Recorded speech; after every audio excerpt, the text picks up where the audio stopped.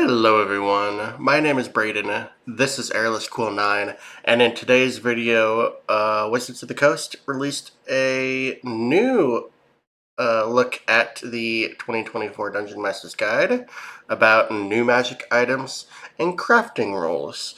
So let's take a look at this video and I will give you my thoughts throughout. Let's get to it. We have, which I know players are super excited for, extended crafting rules. And we have a lot of magical items. Can you tell me a little bit about that chapter? Well, let's see. Where do we start? Beginning. At the beginning of the chapter, we talk about treasure themes, which we can get into, and then we spell out the different kinds of treasure, from coins to trade goods to trade bars, which is new to this book, to art objects, gemstones, and magic items. Yes, there are a ton of magic items, including a bunch of new ones, Todd. I know, I'm excited. Now, I don't think trade bars are technically new. They were seen a little bit in the 2014 Player's Handbook, I think. They're definitely not, I don't believe they're in the 2024 Player's Handbook. But I do remember seeing them as a part of trade goods in the 2014 version. So they're not necessarily new, but I guess they're present here in the Dungeon Master's Guide now. For that. And there's a lot of art, by the way. Yes, yes. Oh, that's a nice looking piece of, what is this supposed to be, scale mail, maybe? Maybe a breastplate? Really difficult to say. I don't recognize what this may be. This could be mariner's armor, because I see depictions of fish and some other aquatic looking things on the breastplate itself. And then the scales for the pauldron and the wrists and the shins could be scaly like fish scales. So that's entirely, that could be entirely what that is. It makes sense. And as folks are beginning to discover, there is some magic. I missed it, but it looked kind of elemental. Maybe a item crafting rules air in the elemental Player's ring? Handbook 2024. You can craft simple items like potions and scrolls Yeah. using the rules in that book. What we did in the DMG is we expanded upon that and gave you the rules for crafting everything else. And it's really pretty straightforward. It works the same as the crafting of regular items, non-magical items that's in the Player's Handbook. Uses your tool. Oh, there's the Hat of Vermin, the Hat of Disguise, Hat of Wizardry. That's a very different look for the Hat of Disguise. As well as the Hat of Wizardry. I believe that's a common magic item. Well,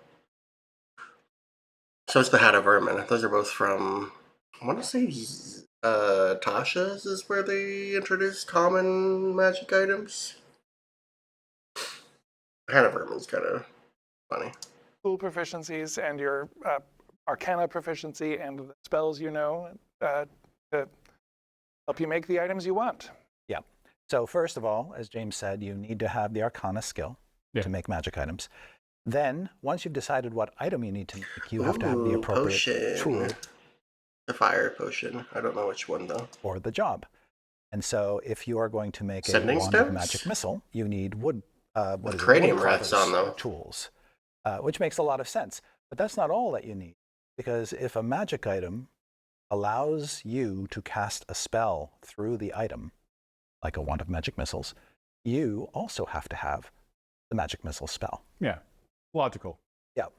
And then, makes of course, sense. you need gold and you need time. And what are there additional rules? Like, are there difficulty ratings for how to do this? Like, how does this go? Yeah, so depending on the rarity of the item you want to create, it can cost you more gold or more time. The gold cost is an assumption about the raw materials you need to make the item. And it's possible that if you're in a podunk town somewhere, they don't have those raw materials available. A bigger city, you're more likely to find them. I personally would rule that if you're in a place like the city of Brass or the city of Sigil. I wanted to say sigil, and I caught myself. The city of doors. Nice. Seagal. That those items, those raw materials are going to be readily available.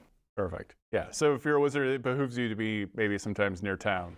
Yes. And one of the reasons why these rules are in the Dungeon Master's Guide instead of the Player's Handbook with the other magic item crafting rules is because this is unlocked by the Dungeon Master. The Dungeon Master determines whether or not the materials are available, whether or not the characters can build these items. And to your point, like, the magical item tools are broken down from like armor, potions, ring, rod, scroll, staff, wand, weapon, wondrous items. You outline what those tools need to be. Yes. And then on top of everything else, you may need assistance, or assistance can at least help. Assistance can help. Yeah.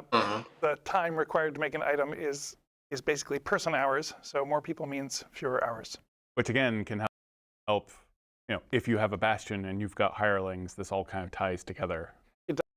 Yeah, so it basically sounds like what they're essentially saying here is that the crafting rules that are going to be in the Dungeon Master's Guide are basically just a upgraded version of the ones that are in the 2024 Player's Handbook. So it'll work pretty much the exact same way. You just need the specific materials that make sense for crafting that magic item, and you will also need, I think they said the Arcana skill and the specific tool needed to craft it. So, makes perfect sense. Makes a lot of sense. And then, of course, if you have hirelings, they can help you craft some of these as well with your bastion. Does tie together. Some of the bastion facilities in the Bastions chapter specifically interact with crafting certain kinds of items as well. Why is crafting so exciting for people as a player? Why is this such an aspirational thing? Does everyone want to be Sauron? So I think. Yes, we all want to be Sauron. That's the true meaning of crafting. No, I think crafting is just kind of fun. Depending on how long you've played Dungeons and Dragons, sometimes you just want to expand the mechanics of the game and make your own items. So, yeah. There's at least two things going on. Yeah. Maybe three. So one is finding treasure in your adventures is exciting. Belt of Fire Finding Giant gold Strength. is exciting, and finding magic items is super exciting. When you find Ooh. I don't know what that is, but that looks really neat. Yeah, that looks cool. I don't know what that is. magic items, it's always at the whim of the Dungeon Master. You find what the DM decides you find. And when you find gold, that's exciting until you start saying, okay, I have so much gold, what am I going to do with it? So crafting answers that question and lets you say, I'm going to make my own item, not just whatever the DM decides I'm going to find. The second piece of it, I guess, is really that I'm taking control. I'm going to make something that I want. And the third is that there's the potential, at least, for putting your own distinctive mark on it. I'm making a staff of power, but this is what mine is going to look like. I get to decide that. And the guidelines, that helps me as a player, especially a player who owns the Dungeon Master's Guide. It has me something to look at, like a target. Like, yeah. Oh, this must be, I want to say dwarven plate armor. Yeah, I might be at level 1. But if I have the Dungeon Master's Guide myself, I can look at like bastions or crafting magical items and kind of dream one day, maybe I can make this thing. Are you capable of crafting just about anything from the Dungeon Master's Guide? Probably not artifacts. With one notable exception that comes to mind, and that's artifacts. Yeah. Right. Oh, that's right. They are beyond the ability of characters or most mortals in the world to craft. The secrets of their creation are lost to the untold ages. And so the DM still has that to hold back. So you can't actually be Sauron. Right. Because the One Ring is clearly an artifact. Well, I think in most campaigns you want the DM to be Sauron, not the player. Yes. Right. I feel like magic items can often be such great plot hooks as well, whether it's an artifact or something else. Now, there is no reason why you can't allow your players to craft an artifact, but it would probably require some additional time and resources, and I would say even a quest or multiple quests in order to find the specific materials required to make such an item. That could be something that the DM could play around with. But yeah, it makes sense. Love to give them something they shouldn't have, like the Wand of Orcus. And they're like, they're being hunted. They can't use it. And everyone else they know wants it. They're just trying to get through the day. Right. Yes. And with things like that, the DM can build in contrivances so that it's a limited use or limited. I don't know what that is. Is that supposed to be a moon-touched rapier? That's what I'm guessing that is. That looks really cool. Time that the characters can enjoy this sudden power-up, where they're, in the case of the Wand of Orcus, creating basically armies of undead. You have the hook of Orcus can recall the wand, and suddenly they're deprived of this great toy that they have. But for the time they have it, oh, what a fun thrill. They're trying not to use it, Chris. I think the beauty of magic items in D&D is that they really cover the whole gamut. That could be really funny if you allow your players to gain the Wand of Orcus. Let them use it to summon like an army of undead, and then Orcus takes the wand away so they can't control it, and they start the zombie apocalypse. That could be kind of funny. From the Wand of Orcus to a Ring of Protection. Oh, Ring of Fire Resistance, Ring of Shooting Stars, Ring of Regeneration, Ring of Protection. We've seen these images before in the old Dungeon Master's Guide, so it looks like they recycled them. But they are nice. The really simple items that you write down on your character sheet, maybe adjust some numbers on your character sheet, and you never have to think of again, are fine and great. Sort of like feats. There's some feats that you build your character around, and others you just want to write down and forget about. Yeah. And magic items are the same way. And you're never going to define your character around the Ring of Protection, but the Staff of Power. Oh yeah, that's really aspirational. That's something that's going to change the way you play your character, give you access to a whole bunch of things you couldn't do before. The Staff of Flowers is a common magic item, by the way. And be much more. It looks like to me that they've recycled a bunch of they've definitely recycled all the common magic items that were in Tasha's and have put them all in the Dungeon Master's Guide, and certain that they've added a few new ones as well. Give it some variety. Central. And it's good that range exists. Yeah. For different kinds of players, for different styles of campaigns, just for the amount of magic items. It definitely makes sense that they added the I think it's called the Dread Helm, because that's what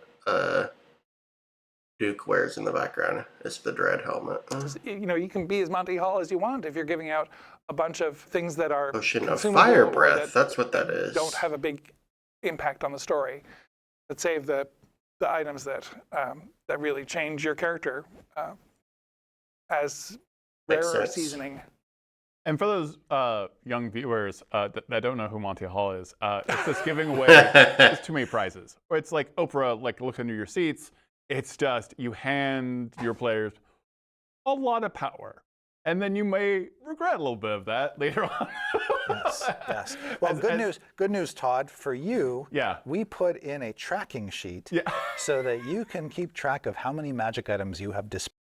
Okay, this is actually going to be really useful, because I do tend to over-reward my players. So a magic item tracking sheet would be very useful. And I know they talked about, and I think it was the full Dungeon Master's Guide reveal, that all these sheets that are tracking sheets, they all have these cute little baby animal arts on them. So I don't know what that is. I'm guessing that's some type of a Sphinx of Wonder. I'm guessing that's a Sphinx of Wonder or a really interesting Tressima, but I'm going to lead towards Sphinx of Wonder. Dispensed as a DM in your campaign, and know with good heart that you can go to bed and sleep well at night, that you haven't overloaded or underloaded your characters. Or know that you have, and then stay awake all night. Yes, plotting how to deprive them of their newfound goods. Again, it's fantastic. Shipwreck. Yeah, shipwreck. Also, for the magical items, we have a special features list, which I love, which kind of talk about, who made this. Like, it doesn't just have to be a +1 longsword. It can be Bob the Elf's +1 longsword passed down through generations. Who? Bob the Elf. Oh, Bob. I think it's a Bibli Elf. I'm like, I don't know who this man is. Yes. So the singer. The creator of your item might be an aberration. It might be a celestial. It might be a dragon, a dwarf, some elemental being, a fae, a fiend, a giant, a gnome. They're talking about some tables that were in the Dungeon Master's Guide, but no one ever used them. Some undead horror. And then we have like a history. We also have, you can make a die roll and determine if this is part of a prophecy, if this is part of religion, if it's sinister, if it's a symbol of power. And then you can add minor properties. Yeah, I had a whole conversation with my daughter's girlfriend about this. She was saying, +1 sword is so boring. It's like a fighter named Bob, and that's exactly right. It's like what makes one fighter different from another is the personality you put onto it. What makes one +1 sword different from another are these tables, which she didn't realize were in the 2014 DMG, but are here as well, and can just make even those items that don't have a big story impact on your character more flavorful and interesting. Yeah, these minor properties are really cool. Like, they can be a beacon, so you have a bonus action and you can add dim light to this thing. It's a natural compass, or it's a delver, it's a guardian, harmonious, it's a key, it's a secret message, it's a sentinel. Like, this is all flavor you give to the most mundane. Yeah, so there were a bunch. There were like minor magical properties that you could add on items if you wanted to as a GM. A lot of people didn't. I did it occasionally, especially on like really mundane magic items. So I don't remember what every single one did, but I think the Guardian one, or maybe not the Guardian. There was one that let you add 2 to your initiative rolls. So that was kind of a neat one. And yeah, there's one like the beacon where you could use a bonus action to make the sword light up and stuff like that. They're really like niche things. They're not too powerful or anything like that. Just provide some small variety to the magic items that you might give out. But yeah, looks like they have some more art in here. I recognize quite a few of these. The Ring of Water Walking, the Ring of 3 Wishes, the Ring of Warmth. Now this art was in the Icewind Dale adventure, Rime of the Frost Maiden. So it looks like they pulled that art from that book and put it in here, which I like it. The little fuzzy interior of the ring and the ermines foiled on the top. It's kind of cute. And there's the Ring of Ram as well. A magical item. That table is also secretly a common magic item generator, because an item that does just one of those things and nothing else could easily be a common magic item. And then that's a great idea. I never considered that. Yeah. Okay. Yeah, I do like that. So yeah, you could just take any sort of item and give it one of those minor properties, and that would make it a common magic item. That's pretty cool. Yeah, that could be really interesting, and that allows some players to have a unique thing when they start the game. Yeah, I like that idea. Pretty cool. The minor properties. You've got like strange material, songcraft, temperate, Unbreakable, War Leader, and all of this. And then you've got quirks too. I love all these tables because you can instantly make just the weirdest magical item. Yes. Just my favorite quirk is the loud quirk. The item makes a loud noise such as a clang, a shout, or a resonating gong when used. I want the Warhammer with the loud property. The loud quirk. When you miss, it goes wah, wah, wah. I want a venomous dagger, perfect for an assassin. The dagger of venom, and then it's loud. It's clang! Like they don't even know until the first time they use it. Yes. And the tables. That'd be really funny way to mess with your players. Come up with their own quirks. Like we've got the loud covered, but what about the sinister whispering? Yeah. That's not in here, but that's something that a DM could play with. Like the dagger that when you stab somebody, it says, yeah. We'll leave that out. So like. Oh my god, that's funny. That's really funny. That's funny that they didn't include a whisper one. If Todd just came up with it on the spot, that's kind of funny. You got me riffing on the dagger of venom. So it's like activating the dagger of venom is when you coat it with poison. Yeah. And so imagine that hissing as the venom spreads along the blade. That's cool. Did they? You got me riffing on the dagger of venom. So it's like activating the dagger of venom is when you coat it with poison. Yeah. And so imagine that hissing as the venom spreads along the blade. Okay, they didn't say, but I really am hoping that they change the coding function of the dagger of venom to a bonus action, because currently it's an action, and that really sucks to use in combat. So, yeah, I really hope they change it to a bonus action. That's cool. I like repulsive. Like it's just like a tentacle that you have to hold on to. That's the hilt, and it's always moving. Like something you're like, oh man, I don't really. I hate this longsword. But it's so good. Squirmy. It makes me really uncomfortable. We've got a very extensive artifact section. What makes artifacts different?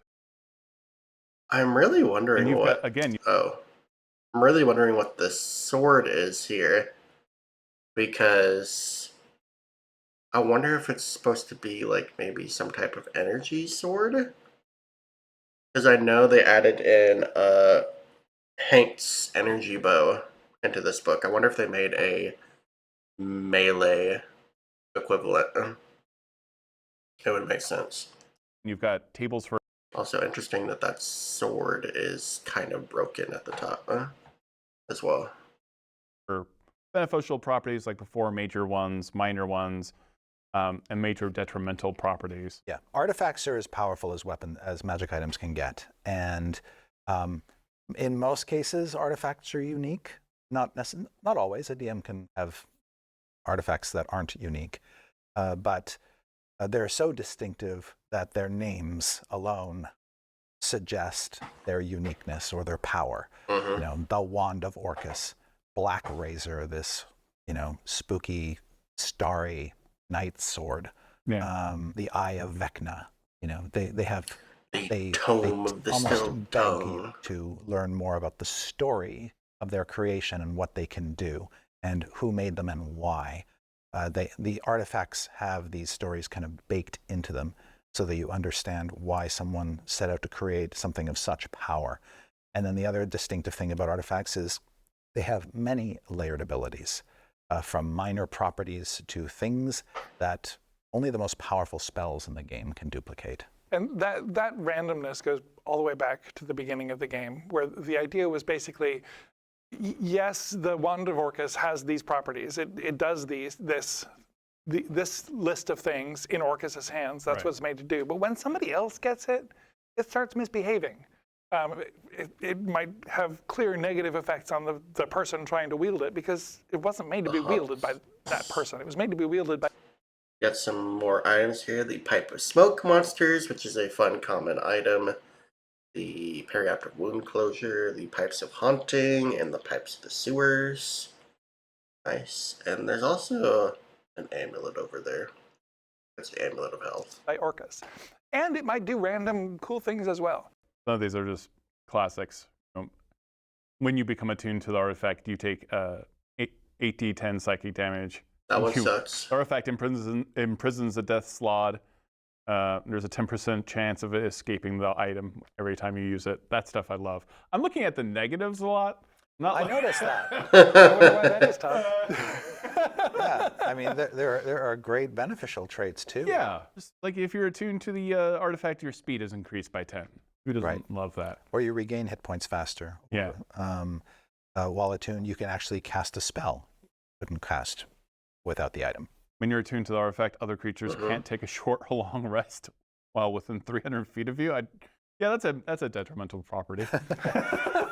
I guess that means you snore really loud. I don't know. Or the artifact snores really loud, Right. like the wand of Orcus is just like this hellish, grinding chainsaw.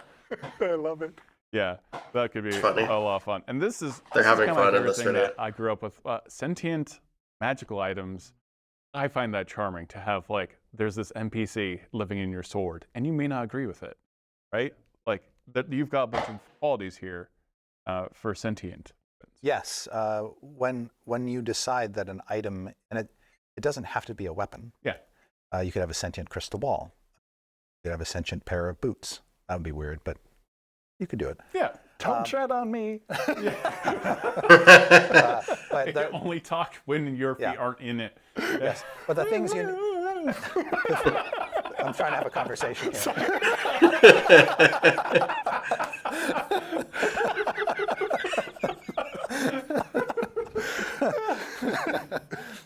There are several important things you need to decide when you're going to make They're having way too much fun in this video, you can tell. an item sentient. You have to know what the item's alignment is, because that will help you get a sense of its personality and how you're going to role play it. You need to know how the item communicates. Does it communicate telepathy, or can it actually speak out loud? And what senses does it have? How much awareness of its environment does it have? And then does it have any special purpose that it was created for, that it basically drives its own agenda toward? And on top of that, the items also have mental ability scores: intelligence, wisdom, and charisma. The reason those scores are important, and this was true in 2014, is because if a conflict occurs between the wielder or owner of the item and the sentient item, there could be a battle of wills that plays out. And how easy is it to get the item on your side and to persuade it not to push its own agenda ahead of yours? It makes for a fun little character moment as it's screaming as your character is yelling at the sword while the other characters kind of look on awkwardly. Especially if it's only telepathic, yeah. Yeah, exactly. Everything going on okay, Bob? Yes. But when a conflict occurs, the item's bearer has to make a charisma saving throw. On a failed save, the item makes demands that either the bearer complies with, or the item can become kind of misbehave a little bit. Yeah. And the demands might be the item wants you to do whatever the item wants. Whatever dream the item has, you have to basically help fulfill its dreams. Like it's like a glory seeker, a lore seeker, a protector, a soulmate seeker. Or the item could be, it's time for us to spend some time apart. When your mascot breaks up with you. You need to help me find a new and more worthy possessor. Tough times. Excalibur is like, no. Pass. Sorry. That's funny. Who gave me to you? This isn't right. I love that stuff. And now we have so much magical item art. There's a lot of new magical items. We always had a lot of magical items in D&D, but looking at the manuals. Got manual of golems. Clay, flesh, iron, and stone. There's a manual of bodily health. There's the mantle of spell resistance to the left. Cool. I'm really excited being able to kind of see some of these re-realized. I really like the bag of and devouring winky face. And the bag of holding. We made a list near the beginning of this process of the items that weren't illustrated that we wanted to be illustrated, and items where we thought we could do maybe a more on-point illustration, or show the item in a different light or a different way. Right. To show, for instance, with weapons, make sure that we're kind of showing a more diverse array of weapons. I know they redesigned the slippers to spider climbing. I don't remember where I saw the art, but it was probably in one of the earlier videos. But they look really nice. I like the redesign a lot. Than we did in the 2014 DMG. So there was a lot of upfront conversations about, okay, how much art can we squeeze? How much more art can we squeeze in? And then what should those as much pieces be? as possible. I was glad this time around that we did a bunch of potions. Yes. Because there weren't hardly any potion Ooh. illustrations That was in cool, the too. 2014 book, and we got so many beautiful ones, including one for a new magic item called the Potion of Pugilism. It's green as spinach. Yeah. I like For the that. kids out there, that's a Popeye reference. Yeah. I'm strong to the finish because I eat my spinach.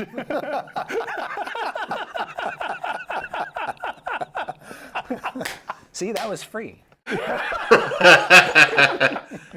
Also, like, I love the charlatan die with the rat Yeah. standing over it. Yes, Oh, the that's pirate funny. rat. Oh, the pirate rat. Pie rat.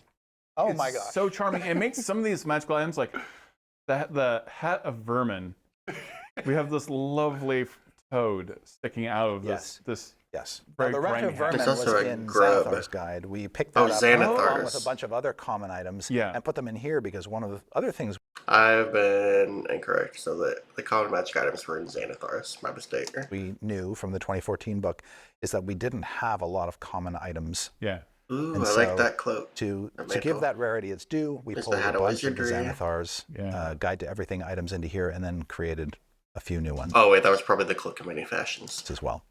We do have playing new magical items. Playing a warlock. Love the Cauldron of Rebirth. Ah, I love the creepiness. That was from either Tasha's or Xanathars. That's not a new magic item. Of a warlock being able to resurrect anyone with a raise dead spell. one of my favorite things about this chapter is we were able to shoehorn in descriptions of all of the magic items that were from the animated cartoon in the 80s that hadn't already appeared in the book. Sheila's Cloak of Invisibility was in the book already. Yeah, but now we got, Hank's energy bow. Exactly. Yeah. And we've got an illo of Hank, aged up a little, using that bow. We've got an illo of Presto, aged up a little, using his hat of many spells. And getting as many iconic characters into the 2024 books has been a goal of ours from the very beginning. What that does is it helps folks who are new to the game get a sense of the legacy of the game and that these fantastic characters are out there and they exist in the worlds of D&D. I don't remember Haggai being. I like Haggai quite a bit. The Haggai is an example of a magic item that used to live in the monster manual and didn't belong there. Okay. It was in the Hag entry. Okay. So we put it in the among the magic items where it belongs. Oh, I like that. Does that mean they also added things like the soul bag and other unique Hag items like that? That'd be really cool. I definitely want to check Oh, perfect. Yeah. when it comes Funny out. thing about the Haggai is that the illustration we used for it appeared, I think, in the index of the 2014 Dungeon Master's Guide. It was commissioned originally as the Medallion of ESP. It's too creepy to be a Medallion of ESP because it looks like an eye. Yes. And so I remember sending a picture to Wes Snyder and saying, "Could this be the Haggai?" He's like, "Yes." So it is now the Haggai. Well, it's nice seeing like the lantern revealing realized, and the javelin of lightning. And this is all aspirational content for a player. This is you're not shopping for these magical items really, but though you do get prices on a lot of these. The treasure chapter talks about what items cost. Yeah. When you're buying or selling them, assuming the DM It just needs to be more concise and says clear. they're available, and that there's somebody willing to buy it. I know, myself personally, I didn't like the large range of prices for items because then you had to decide where in that range a certain item was priced. So I hope they really cleared that up to be a lot more concise. So there's, now what all the costs of the items are. Now that information was actually in the 2014 that's DMD cool. as well. We've just done a better job of surfacing Oh, see, there are the slippers. The other thing that's important to point out is that all the items that we picked up from the 2014 DMG, every one of them has been revised in some way, right, to make it easier. AKA, the wording has been changed slightly to fit the new format. More fun at the table, or easier to use at the table, or some combination of the two. I'm sure they've also done that to a lot of items as well, though. So no stone was left unturned. Every item got the hairy eyeball. Especially the Haggai. Especially the Haggai, yeah. Yes. There's one other Cool. sort of weird in the weeds thing. Chris was mentioning in the art, making sure that more weapon types were represented. But in the rules of the magic items as well, there are a bunch of magic weapons that used to be any sword. Mm-hmm. And Yep. the rules of the game actually never told you what a sword is. Is a scimitar a sword or not? Right. So that now, all those items now say a specific list of items that is longer than you might expect it to be. So now you could have a glaive of sharpness, not just a long sword or something else like that. So any weapon that is basically sword-like, we just listed them. Yeah, thanks for pointing that out, James. And They probably changed it to any melee weapon. like you say, wherever possible, we tried to broaden it so that the magic item could apply to more things than it used to. Yeah, in some cases, Like we just ammunition say is a big any one. weapon. Yeah. You know, not everyone is shooting wants to shoot an arrow of dragon slaying. They may have a bullet of dragon slaying. Exactly. And so, in a way, we've actually crammed a lot more magic items into the book than it appears by virtue of that change alone. Just because you expand the number of items that the magical property can apply to doesn't mean you've created more magic items. Yeah, by removing those limitations. God, it is a lot of magical items. It's not like I love At least in my opinion, that doesn't count. seeing this Orb of Dragon kind art. It just kind of like sets your imagination off. That's And neat. again, like I what like you said that. about the potions, they all have such a interesting environment inside of them. Like the potion of fire breathing just looks like a cinder cloud above a fire. The potion of invisibility also very Yeah. much one of my favorites. I know. There's nothing in it. Sure there is. There is something in it, Yeah, but it's see it. empty. I like If it. you shake It's really it probably cool. sloshes. Yeah, because it does contain something. You just can't see what It's it an is. easy perception check to figure out what that potion is. Right. Yeah. And a lot of these, really, Yes. theoretically. Yes. So now you have guidance for them. One of my favorite new allos, I think, like is for that. the Instrument of Illusions. Mm-hmm. I have a thing That about looks cool. hurdy-gurdies. Can confirm. Of course you do. So some random video showed up on my Facebook feed like several years ago of just this beautiful music coming out of this instrument. It's a pretty amazing instrument. And since then, I'm pretty sure that the Instrument of Illusions is the second hurdy-gurdy that I've worked into D&D art. All right, I don't want to just keep on talking about every piece of art. There's a ton of magical I'll need to check and see what a hurdy-gurdy sounds like later.